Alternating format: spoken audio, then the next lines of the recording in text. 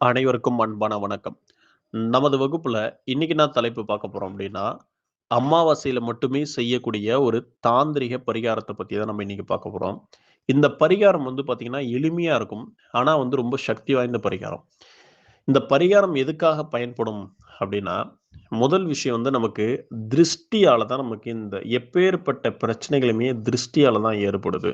காரியம் வந்து தடைப்படுறது, தூக்கம் தூக்கமா வர்றது, சோம்பேறித்தனத்த ஏற்படுத்தி குடுக்கறது, அது மட்டும் இல்லாம நமக்கு எந்த காரியத்தையும் செய்ய விடாம முடக்கி வைக்கிறது.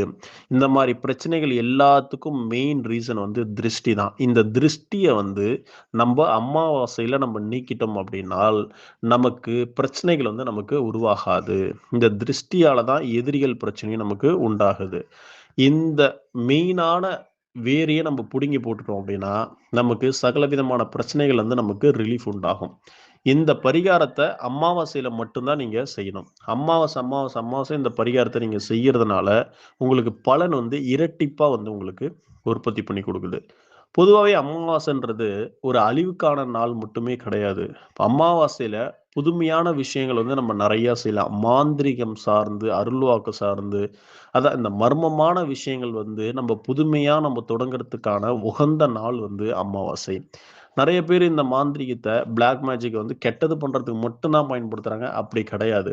நல்ல விஷயங்கள், தெய்வத்த நம்ம வசப்படுத்துறதுக்கு, தெய்வத்துக்கு வந்து பலம் அதிகமா கிடைக்கிறதுக்கு, இந்த மாதிரி நெறைய விஷயங்கள் நமக்கு மந்திர சக்தி பல மடங்கு நமக்கு கிடைக்கிறதுக்கான சக்தியே வந்து அமாவாசை தான். இந்த அமாவாசையில நம்ம செய்யக்கூடிய பரிகாரங்கள் வந்து நமக்கு உடனடியா பலன் கிடைக்கணும். நெறைய பேர் வந்து அமாவாசையில வந்து நெறைய மந்திர உரு போட்டிருப்பீங்க. ஆனா, உங்களுக்கு அது பலனே கிடைச்சிருக்காது. காரணம் என்னன்னா, உங்களுக்கு தோஷங்கள் அதிகமா இருக்கும். முக்கியமான தோஷமே இந்த கண் திருஷ்டி தான்.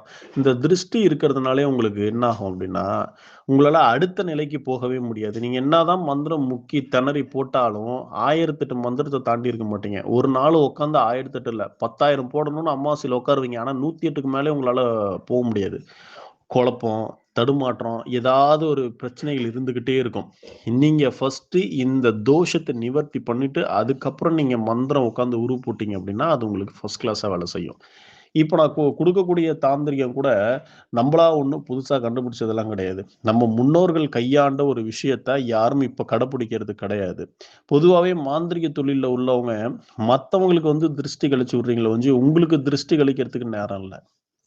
புரியுதா? நெறைய பேருக்கு திருஷ்டி கழிக்கிறதுக்கு நீங்க முன் வந்து நிப்பீங்க, பூசணிக்காய் சுத்தி போடுவீங்க, தேங்காய் உடைப்பீங்க, எலுமிச்சம்பழம் உடைப்பீங்க, எல்லாமே பண்ணுவீங்க. தனக்கு பாத்துக்கிறதுக்கு உங்களால முடியாது இல்லையா? தனக்கும் ஒரு குடும்பம் இருக்கு. முக்கியம் அதுவும் பார்க்கணும் நம்ப. நம்ம மத்தவங்களுக்காக ஓடி, ஓடி, ஓடி, ஓடி தனக்கான குடும்பத்த இழந்தவங்க எத்தனையோ பேரு. நெறைய பேருக்கு திருஷ்டி நீங்க மத்தவங்களுக்கு திருஷ்டி எடுக்கிறதுனால, சில பேருக்கு புற்றுநோய் கூட உண்டாகும். அது மட்டும் இல்லாம கால் வீங்கும், கை வீங்கும், இருதய அடைப்பு வரும். இந்த மாதிரி மருத்துவ ரீதியான பிரச்சனைகளே உண்டாகும். இப்போ ஒரு எடுத்துக்காட்டுக்கு, ஒருத்தருக்கு கடுமையான ஒரு செய்வன இருக்குன்னு வச்சுக்கோங்க. அந்த செய்வனையும் எடுத்துடுறீங்க. ஆனா, உங்கள பாதுகாப்பு பண்றதுக்கு அதுக்கப்புறம் நீங்க என்ன பண்றீங்க? ஒண்ணும் பண்றது கிடையாது. அடுத்து வேற யாருக்காவது செய்வன எடுக்குறீங்க. இதே மாரி பண்றது. உங்க வீட்லயும் புள்ள குட்டிங்க இருக்கும். பெண்கள் இருப்பாங்க. படிக்கிற பசங்க இருக்கும். அந்த பிரச்சனைனா நீங்க யாரெல்லாம் தொடுறீங்களோ, அது அவங்களுக்கு ட்ரான்ஸ்ஃபர் ஆகும். கர்மா வந்து உடனடியா ட்ரான்ஸ்ஃபர் ஆகக்கூடிய சக்தி உண்டு. அதனால தயவு செஞ்சு ஃபர்ஸ்ட்டு ஒரு மாந்திரீக தொழில் செய்றீங்க அப்படின்னா, ஒருத்தவங்களுக்கு கழிப்பு எடுத்து முடிச்சுட்டீங்கன்னா, உங்கள நீங்க சரிப்படுத்திக்கோங்க. சரிப்படுத்திக்கிட்டு அதுக்கப்புறம் வீட்டுக்கு போங்க. ஒ அப்படி போக முடியலையா, நைட்டு வேற எங்கேயாவது தங்கிட்டு, குளிச்சு கிளிச்சு சுத்தமா இருந்துட்டு, அதுக்கப்புறம் மறுநாள் வந்து போங்க. குளிக்கிற தண்ணீல கொஞ்சமாவது ஒரு கல் உப்பாவது போட்டு குளிங்க. சரி.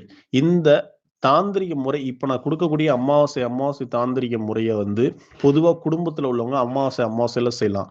இதே மாந்திரீக தொழில் செய்றீங்க அப்டின்னா, நீங்க இத வாரம் கூட செய்யலாம். வாரம் என்ன பண்ணலாம்னா, ஞாயிற்றுக்கிழமை ராவு காலத்துல செய்யலாம். முடிஞ்சா சூரியன் மறைஞ்சதுக்கு அப்புறம் செய்யுங்க. அப்படி இல்லன்னா, நீங்க ராவு காலத்திலேயே வந்து செய்யலாம். பிரச்சனை கிடையாது. இத என்ன பண்ணணும் அப்டின்னா, இதுக்கு தேவையான பொருட்கள் என்ன அப்டின்னா, ஒரு கருப்பு துணி, அப்புறம் நம்பளுடைய வலது காலடி மண்ணு, அடுத்தது காஞ்ச மிளகா 2, அடுத்தது என்ன அப்படின்னு பார்த்தீங்கன்னா, அயர்ன் பண்ற கரி இருக்கு இல்லையா? அது, அப்புறம் வந்து கருப்பு எள்ளு. இதுதான் முக்கியம். இத நீங்க என்ன பண்ணணும் அப்படின்னா, நான் சொல்ற மாரி செய்யுங்க. முடிஞ்சால் அமாவாசையில செய்யறதா இருந்தா ரொம்ப பவர். அமாவாசையில சாயந்தரம் ஒரு சூரியன் மறைஞ்சதுக்கு அப்புறம் ஒரு 6 மணிக்கு மேல நீங்க நடக்கிற பாதை இருக்கும் இல்லையா? நீங்க நடக்கிற பாதையில நீங்க என்ன பண்ணணும் அப்படின்னா, உங்களுடைய வலது காலடி மண் எடுத்துக்கோங்க. உங்களுடைய வலது காலடி மண் எடுத்துக்கணும். எடுத்துக்கிட்டு, அது கூட அந்த கருப்பு துணியில உங்களுடைய வலது காலடி மண்ணு, 2 காஞ்ச மிளகா, அடுத்தது வந்து அயர்ன் பண்ற கறி, கருப்பு எள்ளு கொஞ்சோண்டு 1 ஸ்பூன் போட்டுக்கிட்டு, நான் சொல்லக்கூடிய மந்திரத்த இத நீங்க என்ன பண்ணணும்னா, உங்க தலைய வந்து சுத்திக்கிட்டே இந்த மந்திரத்த வந்து நீங்க சொல்லணும். சொல்லிட்டு கடைசியா வந்து அத ஓடுற தண்ணீல வந்து போட்டுறலாம். அப்படி இல்லன்னா எரிச்சிரலாம்.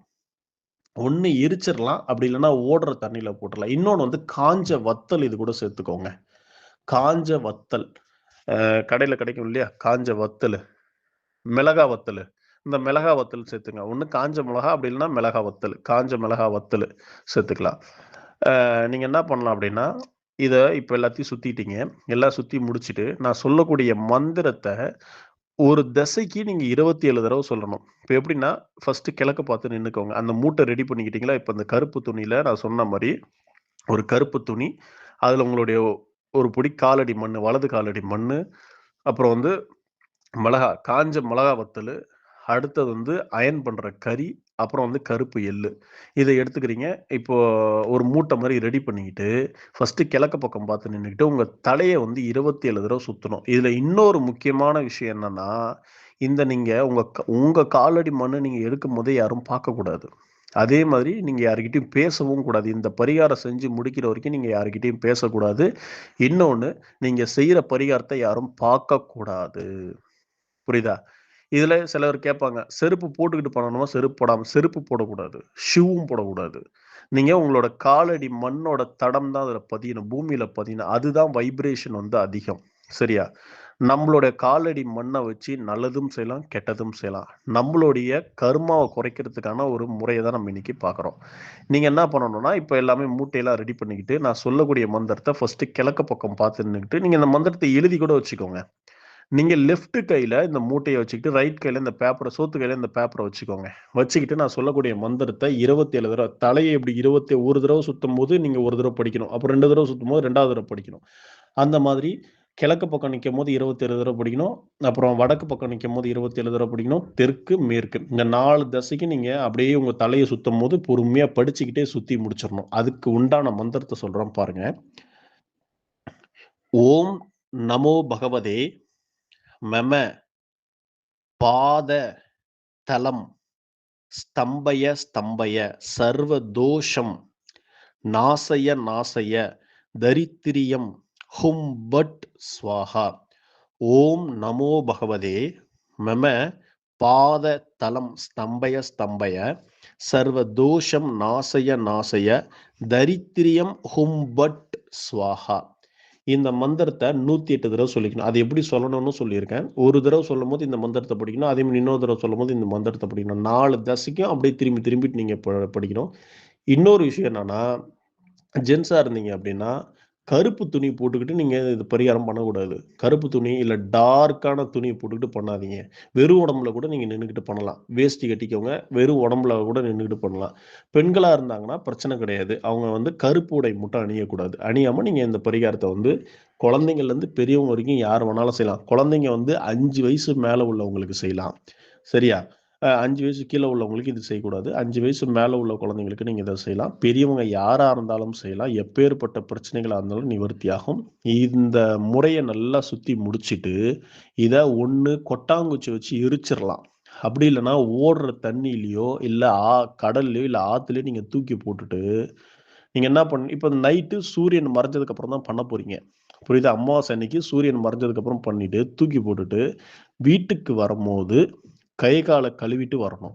மறுநாள் வந்து நீங்க என்ன பண்ணணும் அப்படின்னா, ஏன்னா இந்த அமாவாசையில நீங்க செய்ற இந்த திருஷ்டி தோஷ பரிகாரம் வந்து, அன்னைக்கு அமாவாசை இரவோட உங்க பிரச்சனைகள் எல்லாமே சரியாயிடும். சரியா? மறுநாள் நீங்க குளிக்கிற தண்ணீல கல்லு உப்பு போட்டு குளிக்கணும். கல்லு உப்பு, முடிஞ்சா துளசி இலை, வில்வம் இலை, 1 ஸ்பூன் பாலு, பசும்பால் 1 ஸ்பூன் பசும்பாலு. இத குளிக்கிற தண்ணீல போட்டு நீங்க குளிக்கிறதுனால அன்னிலேருந்து நீங்க ஒரு புதுமையான மனிதனாயிடுறீங்க. இந்த பரிகாரம் செஞ்சு 48 நாள்ல நமக்கு ரிசல்ட் தெரியும். ஏன்னா, இது வந்து ஒரு தாந்திரிக பரிகாரம். இது நமக்கு ஒரு 48 நாள்ல ரிசல்ட் தெரியும். இந்த 48 நாள்ல ரிசல்ட் தெரியும். ஆனா, நீங்க இத அமாவாசை பண்ணும்போது, இந்த 48 நாளுக்குள்ளயே அடுத்த அமாவாசை வருது இல்லையா? இன்னும் பவரா வேலை செய்யும்.